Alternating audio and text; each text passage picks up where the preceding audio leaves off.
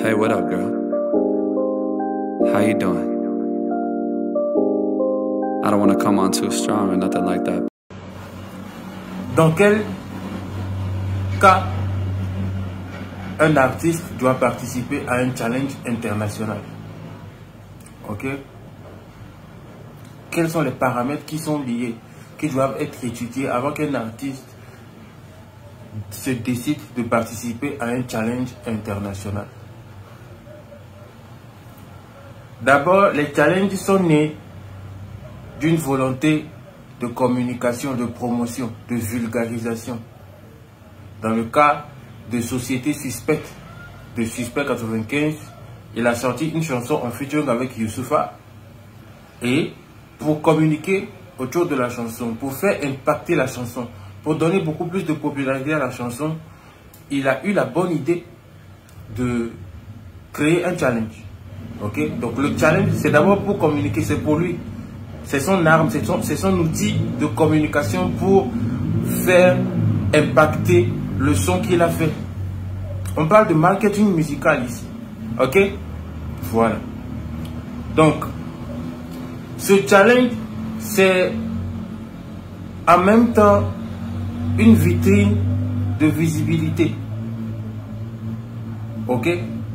Parce que, en même temps que c'est un outil de communication, si ça arrive à toucher un large public, en même temps, c'est une vitrine de visibilité. Ok? Donc, pour tous les artistes qui ont besoin de visibilité, ils peuvent prendre la décision de participer à ce challenge. Ok? L'enjeu, c'est une question de visibilité. Il ne faut pas se voiler la face.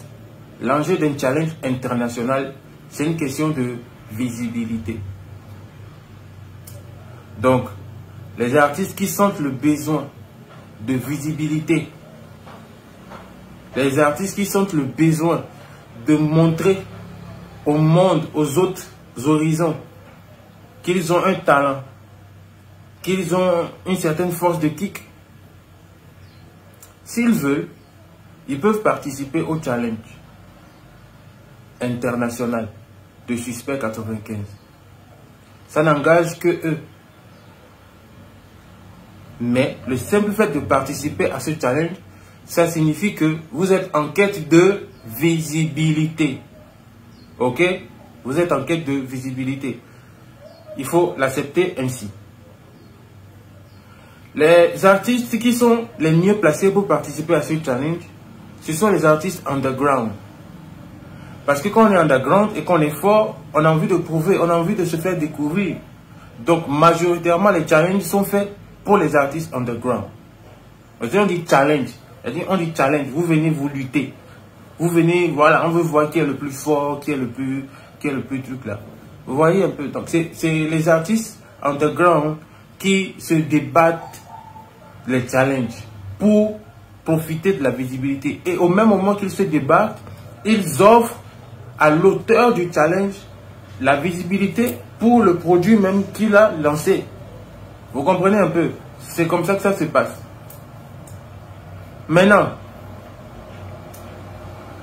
on ne fait pas les choses en l'air. Il faut toujours une dose de patriotisme, un peu. Ok? Parce que, mine de rien, un pays, c'est comme une grande boutique ouverte. Chacun veut que les gens viennent acheter dans sa boutique. Chacun vante les mérites de sa boutique. Donc chacun vante les mérites de son pays. Tu vois? L'artiste Zagabambo a lancé un challenge qui est devenu international. C'était le Zaga Challenge en 2020. Ce challenge, ça a eu le succès total. Mais combien de stars internationales ont participé à ce challenge? On n'a pas vu de stars internationales participer à ce challenge. Et pourtant, c'était un challenge de rap. C'était un beat où il fallait kicker.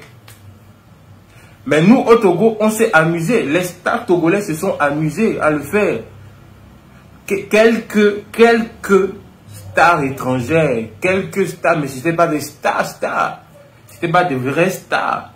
Vous comprenez? Quand je dis vrais stars, par exemple, est-ce que Baby Philly, par exemple, a participé à ce challenge? Est-ce que Ariel Chéné, par exemple, a participé au challenge de Zaga Bambo? Est-ce que, je sais pas, qui d'autre? Est-ce que Suspect 95 a participé au challenge de Zaga Bambo? Est-ce que Didi B a participé au challenge de Zaga Bambo? Non.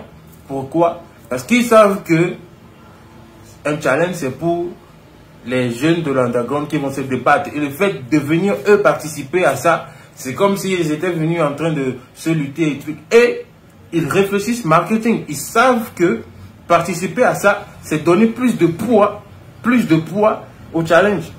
Autrement dit, donner plus de crédibilité, plus d'influence, plus de poids à l'artiste, plus de pouvoir.